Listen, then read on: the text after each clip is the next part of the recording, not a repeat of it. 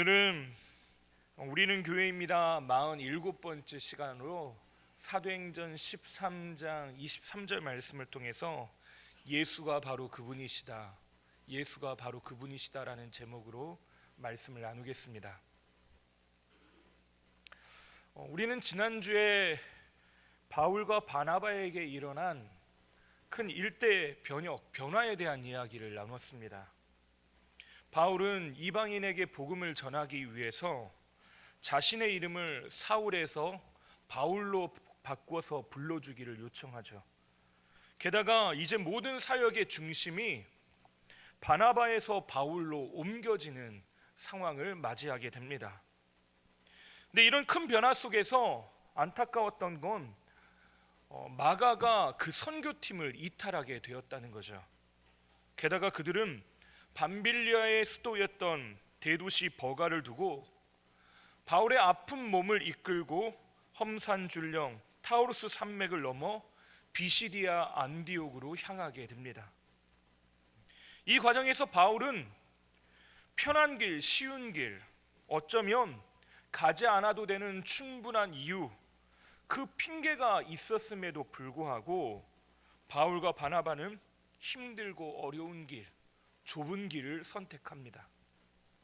왜 그곳을 선택하고 그들은 가야만 했습니까? 이유는 너무나도 단순하고도 명확합니다. 성령께서 보내셨기 때문이라는 거죠. 주님이 가라고 하시는 길을 따라 믿음으로 간 것입니다. 보여지거나 또 만져지거나 계획된 일들을 따라간 것이 아니라 자기에게 없던 계획, 자기가 이루고자 하는 어떤 큰 그림들을 보지 못하는 상황에서 그 길을 걸어간 것입니다. 근데 그가 확신하고 있었던 건 한 가지죠. 하나님이 당신의 선하신 일들을 반드시 이루어내실 것이라는 겁니다. 결단한 것, 기도한 것으로 끝내지 않고 하나님께서는 자신의 발걸음을 옮겨서 그 발걸음을 당신의 일을 위해 사용하실 것이라는 거죠. 바울과 바나바는 기어코 자신의 삶을 통하여 하나님의 마음, 그 뜻, 하나님의 생각이 이 땅 가운데 온전히 구현되기를 바라는 사람이고 그 일을 해내는 사람들입니다. 앞으로도 보겠지만 바울과 바나바가 걸어가는 길은요, 이제는 결코 평탄한 길, 쉬운 길이 하나도 없습니다. 늘 고난이 뒤따라요. 하지만 바울은 마지막 순간 부르심을 마칠 때까지 뭐라고 하냐면 감사와 기쁨을 놓지 않고 그 주님 앞에 그렇게 서 있습니다. 나의 작은 발걸음을 통해 한 영혼이 살아나고 한 사람이 죽게 돌아오는 그 일을 바울은 자신의 평생을 통해 보고 싶었던 것입니다. 작은 종, 작은 도구로 쓰임 받을지언정 하나님의 일이 자신의 삶을 통하여 이루어지기를 원했던 것이죠. 오늘은 그 지난주에 이어서 이제 바울과 바나바가 새로운 땅 비시디아 안디옥에서의 사역을 살펴보려고 합니다. 이제 갈라디아 지방에 있었던 교회들, 그 교회들에 대한 이야기들이 이제부터 시작이 되는데요, 이것을 이해하기 위해서는, 오늘 말씀을 이해하기 위해서는 말씀의 배경을 조금 더 이해할 필요가 있습니다. 14절 말씀을 우리 함께 읽어볼까요? 그들은 버가에서 더 나아가 비시디아 안디옥에 이르러 안식일에 회당에 들어가 앉으니라. 14절 말씀에 버가에서 비시디아 안디옥으로 갔는데 거기에서 어디로 갔다고 합니까? 안식일에 회당에 들어가 앉았다라고 말을 하죠. 당시 회당은 말씀을 읽고 강론하는 곳입니다. 배움터, 기도터, 또 예배의 터이기도 하죠. 그곳에 회당을 관리하는 회당장이 있었는데요, 회당 예배를 진행하면서 성경 낭독자가 있고 또 설교자를 정하게 되는데 이 모든 권한이 누구에게 있냐? 회당장에게 있었습니다. 회당장이 지정한 사람이 성경을 낭독하고 나면 그날 회당에 참석한 사람 가운데 이 회당장의 허락을 받고 율법을 강론합니다. 예수님도 회당에 가셨을 때 이사야 말씀을 읽고 나서 당신이 그 기름 부은 받은 자로 이 땅에 왔다라고 하는 사실을 말씀하시기도 하셨습니다. 회당장은 성경 낭독이 끝나고 이 동일한 일을 누구에게 부탁하냐? 그날 낯선 사람이었던 바울과 바나바에게 권하죠. 그것이 15절 말씀에 기록되어 있습니다. 15절 말씀 함께 읽어볼까요? 율법과 15절이 없으면 제가 읽겠습니다. 율법과 선지자의 글을 읽은 후에 회당장이 사람을 보내어 물어 이르되 형제들아 만일 백성을 권할 말이 있거든 말하라 하니. 이 말씀을 읽은 후에 바울과 바나바에게 율법의 교훈에 대해서 우리에게 이야기해 달라고 요청한 것입니다. 아마도 회당장은 낯선 랍비들이 앉아 있는 것을 보면서 그들의 새로운 이야기들, 그 이야기들을 듣고 싶은 그런 마음의 소원들, 관심이 있었던 것 같습니다. 바울은 여러분이 잘 알고 계시는 것처럼 가말리엘 문화에서 배운 최고 엘리트급의 랍비입니다. 게다가 바나바는 레위 지파 사람으로 정통 레위인이기도 해요. 그래서 이 율법 말씀, 선지서에 대한 이야기들을 누구보다도 더 잘 알고 있는 사람들이 이 바울과 바나바라고 하는 겁니다. 이때 바울이 설교를 시작하는 장면이 16절에 나와 있는데 16절 말씀을 함께 읽어볼까요? 16절 함께 읽어보겠습니다. 바울이 일어나 손짓하며 말하되 이스라엘 사람들과 및 하나님의 경외하는 사람들아 들으라. 여기서 이스라엘 사람들은 유대인을 말하는 것이고요, 하나님을 경외하는 사람들아 라고 부르는 것은 유대교로 개종한 이방인들을 함께 일컫는 말입니다. 다시 말해 그 회당에 있던 사람들에게 지금 이 말을 들으라고 요청을 하죠. 근데 여기에 특별한 행동이 하나 나타납니다. 일어나 손짓하며 말했다는 겁니다. 일어나 손짓하며 말했다. 일반적으로 율법을 가르치는 사람은 앉아서 말씀을 전했습니다. 그런데 바울은 서서 지금 말씀을 전하고 있습니다. 그리고 손짓을 하고 있죠. 이 손짓이 이렇게든 이렇게든 이렇게든 어떤 방식이든 손짓을 했다고 하는 겁니다. 근데 이것이 매우 이례적인 행동이었기 때문에 오늘 말씀에 기록하고 있습니다. 바울이 일어나 손짓하며 말하되, 지금까지의 일반적인 행동과 전혀 다른 모습으로 말씀을 전했다는 겁니다. 그러면 왜 이런 행동을 했을까요? 손짓 발짓하면서 바디랭귀지로 설명했다는 뜻일까요? 그럴 수도 있습니다. 바울이 이렇게 일어나 손짓한 것은 그렇지만 바울이 설교를 시작할 때 그 상황들이 일어나서 손짓하며 말할 수밖에 없는 상황이었기 때문에 그렇다는 것이 일반적입니다. 왜 그랬냐? 바울이 말씀을 부탁받았을 때, 말씀을 전하려고 할 때 사람들의 웅성거림이 있었기 때문에 그렇습니다. 도대체 누구야? 왜 그래? 사람들을 잠잠하게 할 목적으로 일어나서 손짓했다는 거죠. 그래서 바울이 마지막으로 뭐라고 그들에게 명령합니까? 들으라. 다시 말해 잠잠하라고 하는 거죠. 지금 웅성거리고 있는 사람들에게, 하나님의 말씀을 듣고자 하는, 집중하지 못하고 있는 이들에게 손짓하면서 그만 가만히 좀 있으십시오, 잠잠하십시오라고 일어나서 말하기 시작했다는 겁니다. 그럼 왜 사람들은 웅성거렸을까요?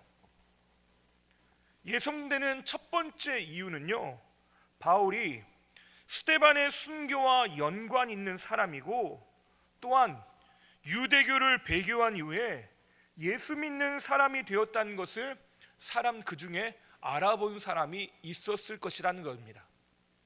그러면 당연히 저 사람이 사울이라고 하는 사람인데 스데반의 순교를 주동했던 사람이고 다메섹까지 가서 사람들을 잡아들이려고 했던 사람인데 그가 예수를 믿고 변했다더라. 그 이야기의 스토리를 알고 있는 사람이고 그 얼굴을 알고 있을지도 모른다는 거죠. 또 다른 예상되는 이유 중에 하나가 바울이 복음을 전하려 할 때 그가 누가 봐도 환자였다라는 것입니다.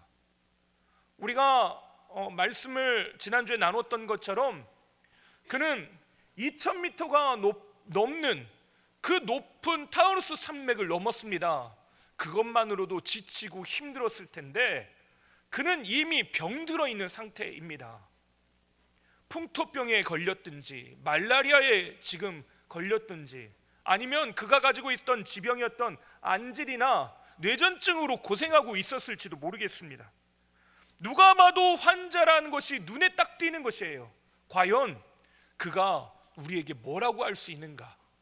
그가 과연 우리에게 뭐라고 할 수 있을까? 그들이 질문하고 고민할 수밖에 없는 환경이었다는 거죠. 이유는 정확하게 왜 그들이 그렇게 반응했는지는 모릅니다. 하지만 분명한 사실은 사람들은 바울의 메시지에 귀를 기울일 수 없는 상황이었다는 겁니다. 그 마음에서요, 바울이 하는 이야기를 전적으로 다 듣고 그것을 성경 말씀을 해석하고 내 마음에 새기는 데까지는 분명한 한계가 존재하고 장애물들이 있었다는 걸 의미하는 거죠. 조금 더 정확하게 말하자면 그 말씀의 권위를 부여하기에는 뭔가 좀 의심스러웠다는 겁니다. 행색도 그렇고 소문도 그렇고 내 마음이 동하지를 않는다는 것입니다. 과연 내가 저 말씀을 듣고 저 말을 듣고 내가 오늘 예배 가운데 하나님을 예배하고 하나님께서 나에게 말씀하시는 걸 내가 과연 들을 수 있을까라고 하는 의구심이 마음속에 자리 잡고 있었다는 거죠. 바울은 그렇게 생각하고 있는 그들에게 일어나서 손짓하고 있는 것입니다. 자기 생각, 자기 질문들, 여러 가지 교차하는 마음의 복잡한 생각들, 그것을 잠깐 내려놓고 우리가 집중해서 들어야 되고 반드시 들어야 되는 이 이야기를 여기에 있는 여러분들이 들었으면 좋겠다. 그래서 들으라 라고 선언하고 있는 것입니다. 사람들은 수군거렸습니다. 과연 무엇을 할 수 있을까? 이것이 나에게 과연 어떤 능력이 될까? 과연 이것이 나의 인생을 변화시킬 수 있을까? 과연 나의 인생에 그분이 나에게 찾아올 수 있을까? 의심에 가득한 차가운 눈빛으로 바울과 바나바를 바라봤겠죠. 그러나 바울은 명확합니다. 들으라, 들으라.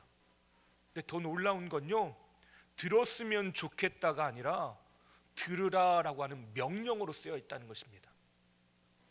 그들에게 강한 어조로 이야기했다는 것이에요. 들어도 되고 듣지 않아도 되는 어떤 옵션으로 말한 게 아니라요, 당신의 인생에서 반드시 들어야 될 이야기, 당신의 이야기 삶에서 반드시 그것을 듣고 마음에 새겨야 될 것으로 들으라고 하는 것입니다.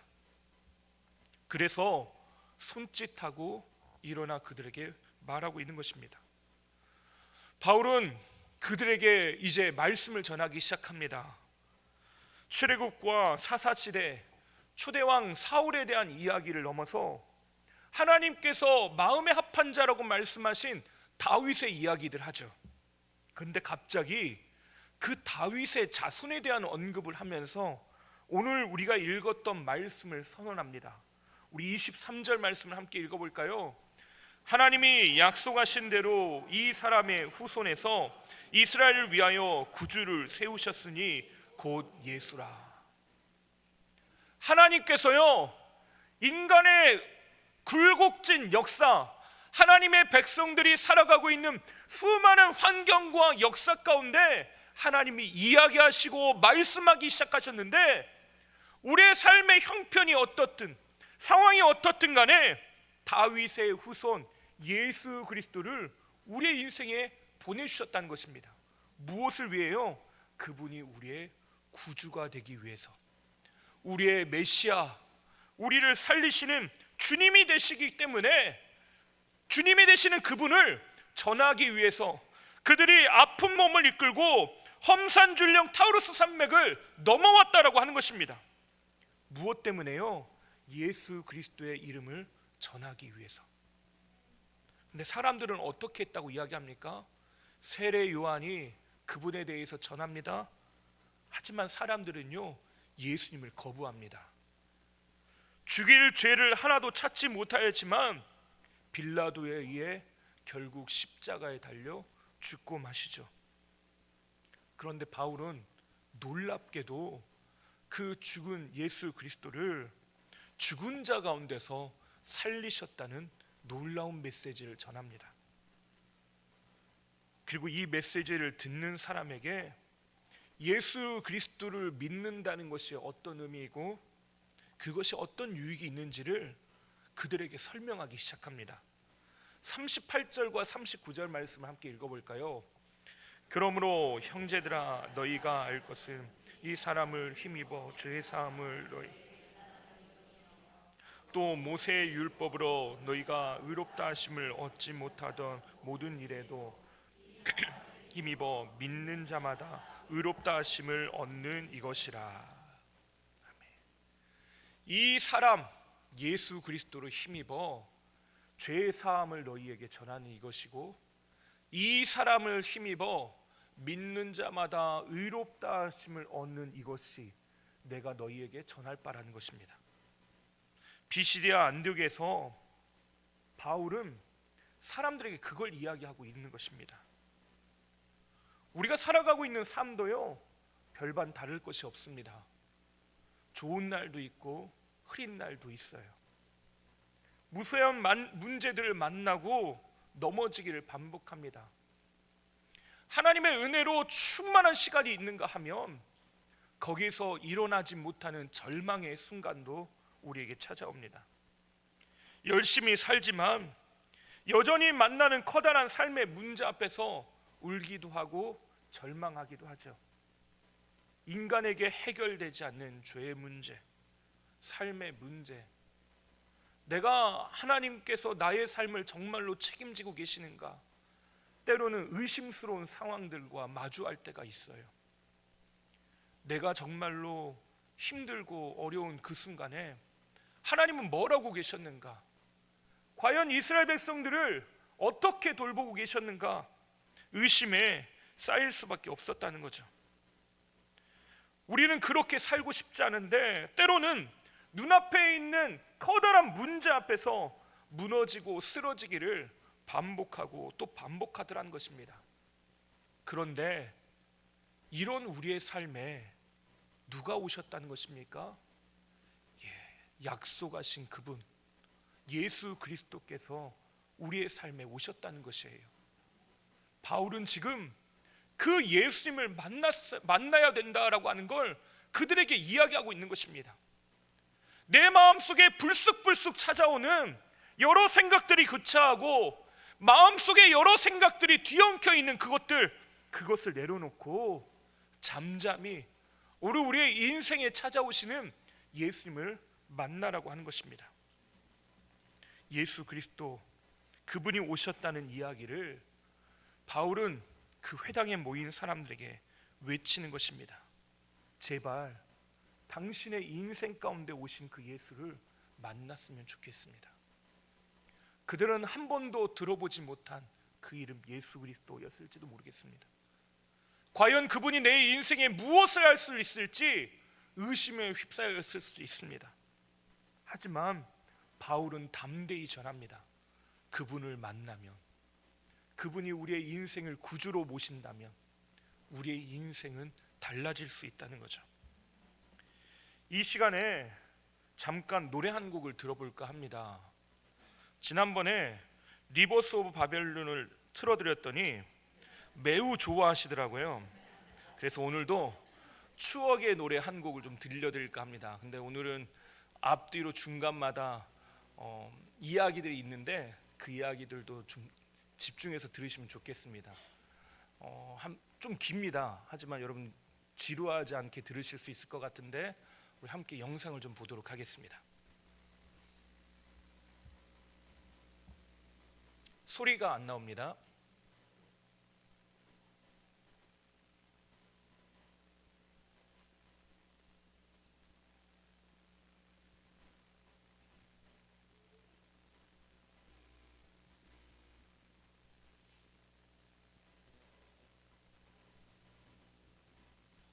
(78년도에) 제가 갑자기 쓰러진 적이 화면이 있었어요. 안 나오네요.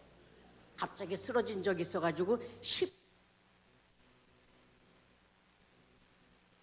네, 이런 날도 있고 저런 날도 있는 겁니다. 예. 잘 될 때도 있고 안 될 때도 있습니다. 여러분 양해해 주시기 바랍니다.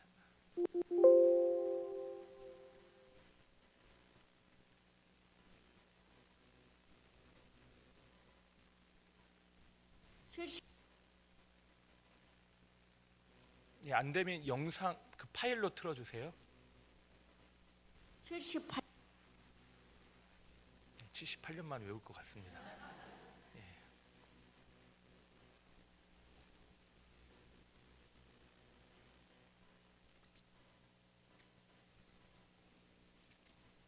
(78년도에) 제가 갑자기 쓰러진 적이 있었어요. 갑자기 쓰러진 적이 있어가지고 12월 달이었는데 눈을 떠보니까 제가 고려병원 응급실 얼음 위에 누워 있는 거예요. 12월 달에 얼음 위에 얼음이 막 줄줄줄줄 녹아서 내리는 거예요. 근데 제가 얼음 위에 누워갖고 주님 저 어떡하죠? 왜냐하면요 제가 쓰러지기 전에 제가 모든 거를 다 누구에게 줬어요. 그러니까 제가 병원에서 퇴원을 하려면은 돈을 내야 될 텐데 제가 돈을 퇴원할 때 낼 수 있는 돈이 하나도 없는 거예요. 그래갖고 그것도 그렇지만 퇴원을 해도 갈 수 있는 집까지 주어서 갈 수 있는 집도 없는 거예요.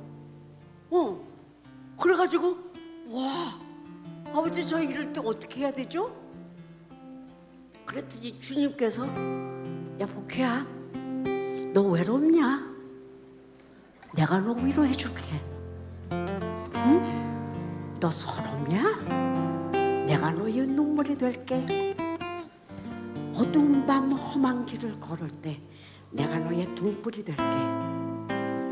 허전하고 쓸쓸할 때 내가 너의 봇 될 거야 하시는 말씀을 하셨어요. 오늘 이 순간에도 이 시간에도 남녀노소 불문코 주님은 1대1로 여러분을 알고 계세요. 1대1로 여러분의 아픈 곳, 슬픈 곳, 기쁜 것까지 모든 것을 알고 계세요. 제가 여러분들께 초면에 네가 만약 뭐 이거 저 반말하는 거 아니에요. 절대 아닙니다. 네. 아니에요. 주여 너 주님께서 하시는 말이에요. 네가 외로울 때면 내가 저 아니에요.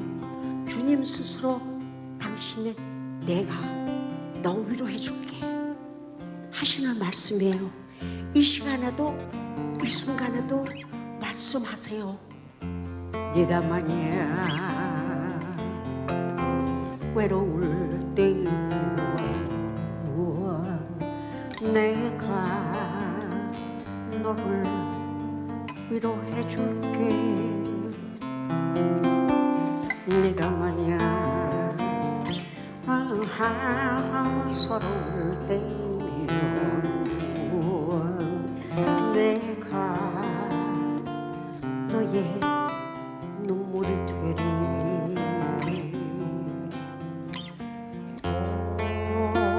어두운 밤 험한 길 너 걸을 때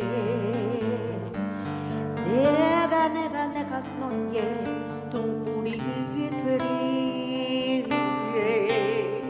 오, 허전하고 쓸쓸할 때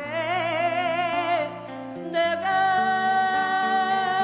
너의 헛되려라. 나는 너의 영원한 형제이야. 나는 너의 친구야. 나는 너의 영원한 노래이야.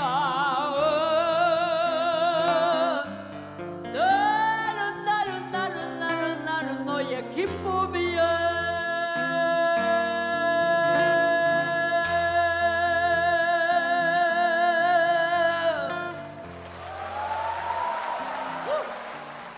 영어 가사가 원래 먼저 만들어졌어요. 영어 가사는 이래요. When you walk through a cloudy day. 네가 앞이 안 보이는 길을 걸어가고 있냐? I'll be the one to be your cane. 내가 너의 지팡이니까 나만 잡고 따라와라. When you need someone to share your love. 네가 사랑을 나눠야 할 그 사랑이 필요하니? I'll be the one to be your love. 내가 바로 그 사랑이야. So smile and look at me. 그러니 웃고 날 봐라. I'll tell you what. 너는 얘기를 하나 줄게. Everybody's passing through this way. 누구나 다 이 길을 한 번은 걸어가. So have faith. 그러니 날 믿고 and be told. 어깨를 펴. You can't stop now. 너 여기서 멈추면 안 된다. Now is the start. 지금이 시작이고 and this is the way. 이 길로 가야 되고 and only way. 이 길 하나밖에 없어. We've got to march and go to a high up there. 나의 손을 잡아라. 이 험한 세상을 같이 걸어서 올라가자. 왜냐하면 He is the start and He is the way and only way. 나의 아버지는 시작이요 길이요 진리이시다 하시는 말씀을 하셨어요. When you walk through the cloudy days, He said, I'll be the one to be your king. When you need someone to share your love, He said, I'll be the one to be your love.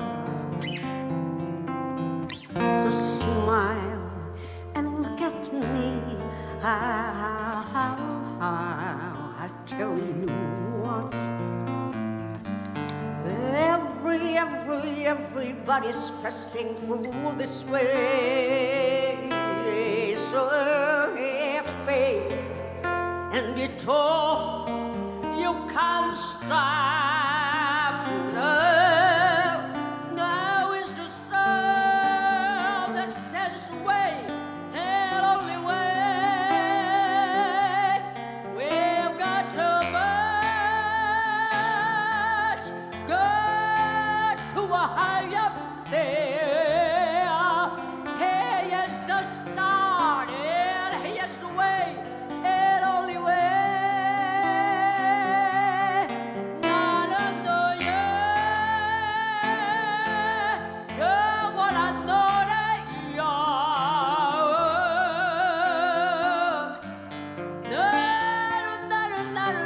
나는 너의 기쁨이야. 나는 너의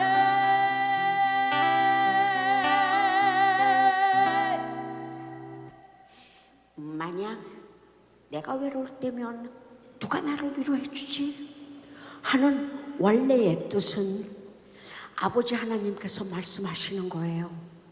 내가 누구의 죄를 대속해서 나의 하나밖에 없는 아들을 십자가에 못 박혀 죽게 했는 줄 아니? 너희들 근데 당시에 이렇게 하면 안 된대요. 반말이라고 해서 계속 기도하던 중 주여 아멘. 여러분,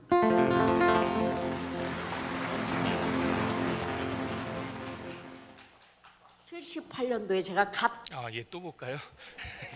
감사합니다. 예. 시작할 때 78년도에 왜 저분이 어른 병원에 누워 있었냐면 결혼한 지 6개월 만에 이혼을 하셔가지고 모든 걸 다 잃은 상태, 절망에 있었을 때, 근데 그때 하나님께서 발견하신 게 뭔가 하면 노래할 이유를 찾게 하신 거죠. 어둠이 나의 인생을 이렇게 휘감고 있지만 하나님이 나에게 노래할 이유, 이것을 전할 이유, 고백할 이유, 살아갈 이유들을 허락하셨다는 겁니다. 앞서 바울에 대한 이야기를 해드렸는데요. 바울이 그 비시디아 안디옥의 회당에 섰을 때 사람들은 의심의 눈초리로 그들을 쳐다봤어요. 과연 뭘 말할 수 있을까? 행색을 보아하니 그 사람이 나에게 뭘 이야기해 줄 수 있을까? 그가 과연 나에게 뭘 해줄 수 있을까라는 고민들, 그 이야기를, 그 생각들을 하고 있었죠. 근데 그가 자신이 살아온 지금의 순간들, 오늘의 시간이 뭐라고 합니까? 바로 하나님께서 주시는 귀한 은혜, 믿음의 시간들, 나를 통해서 하나님께서 이루고자 하시는 그 귀한 일들이 자신의 삶을 통하여 이루어졌음을 그가 증언하고 고백하고 있는 것이에요. 내가 이렇게 어렵고 나의 몸이 병들고 나에게 가지 말아야 될 이유가 있지만 이 자리에 서게 하신 나의 힘, 나의 구주, 나의 소망, 나의 사랑, 그분이 여기 있다. 여러분들이 그 이야기, 그분을 만났으면 좋겠다는 것입니다. 바울은 그 이야기를 하고 싶은 것입니다. 병든고 어렵고 힘든, 하필이면 그런 나 같은 자, 사람들에게 손가락질 받아 마땅하고 내가 하나님이 없는 것처럼 예수 믿는 사람들을 핍박하고 그렇게 구박했던 사람인데 내가 뭐라고 주님이 나를 살렸는지 모르겠다고. 나를 사랑하시는 그분이 내 앞에 내 인생에 있다라고 하는 사실을 이 바울이 경험했다는 것입니다. 그래서요, 바울은 처음 이 비시디아 안디옥의 회당에서 말씀을 증언하면서 뭘 이야기하냐? 하나님이 우리를 선택했다. 그건 바울에 대한 이야기이기도 합니다. 천덕꾸러기고 어쩌면 하나님 앞에서 반대로 가는 인생이었는데 하나님이 그럼에도 불구하고 나를 사랑하셨다라고 하는 거죠. 이재철 목사님의 책 중에 하나님의 절대적인 선택과 사랑에 대한 글을 읽은 적이 있습니다. 그 부분을 좀 잠깐 제가 읽어드리겠습니다. 잡초는 생명력이 강합니다. 사람이 손길을 주지 않아도 어디에서든지 무섭게 번식합니다. 반면에 잔디는 약하고 까다롭습니다. 그늘에서도 자라지 못하고 잡초 곁에서는 그 생명의 기운이 짓눌려 버리고 맙니다. 게다가 사람의 손길과 발길이 끊임없이 필요로 합니다. 편하기로 따진다면 잡초여 잔디는 그 반대입니다.